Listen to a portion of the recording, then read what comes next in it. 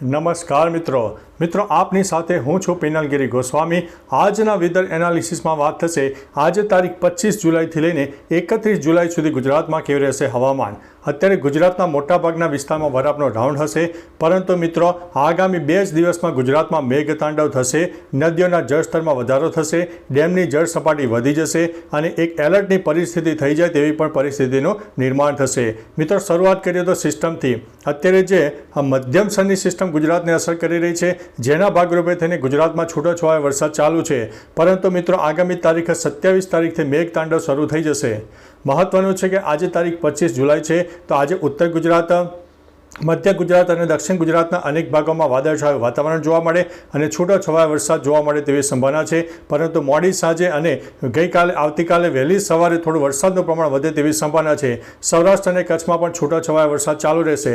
મિત્રો મહત્વનું છે કે સાર્વત્રિક વરસાદનો માહોલ લાગશે, પરંતુ સાર્વત્રિક વરસાદ નહીં થાય। માનો કે એક વિસ્તાર છે જેમાં 5 કિલોમીટરનો એરિયા છે, જેમાં 1 કિલોમીટરના વિસ્તારમાં વરસાદ પડે અને બાકીના 4 કિલોમીટરના વિસ્તારમાં વરાપનો રાઉન્ડ હોય, ઉગાડ હોય, એવી પણ પરિસ્થિતિનું નિર્માણ થાય। એટલે જ્યાંથી વાદળી પસાર થાય ત્યાંથી તે જે તે વિસ્તારમાં થોડો ઘણો વરસાદ આપી શકે તેવી સંભાવના છે। મિત્રો મહત્વનું છે કે તારીખ 26 તારીખથી એક બંગાળની ખાડીની જે વરસાદની સિસ્ટમ છે મધ્ય ભારત તરફ આગળ વધશે અને 26 તારીખથી ધીમે ધીમે તેની શરૂઆત થઈ જશે, જે મધ્ય ભારત સહિત રાજસ્થાનના અનેક ભાગોને વ્યાપક અસર કરવાની છે।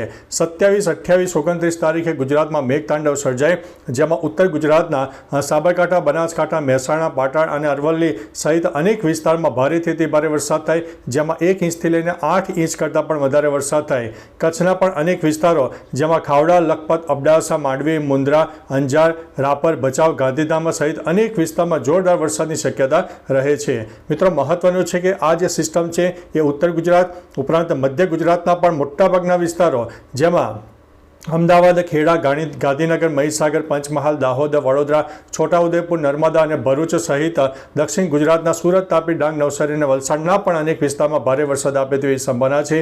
બીજી તરફ સૌરાષ્ટ્રની વાત કરીએ તો સૌરાષ્ટ્રમાં પણ સાર્વત્રિક વરસાદનો માહોલ સર્જાશે, પરંતુ સૌરાષ્ટ્રમાં થોડીક વરસાદની જે તીવ્રતા છે એ જે ઉત્તર ગુજરાતની સરખામણી અને મધ્ય ગુજરાતની સરખામણીએ 50% ઓછી થશે। એટલે વરસાદનું પ્રમાણ થોડું ઓછું રહેશે, પરંતુ તારીખ 27થી લઈને 30 તારીખનું જે સેશન છે એ ગુજરાતના 70 થી 80% વિસ્તારમાં વરસાદ આપે તેવી સંભાવના છે।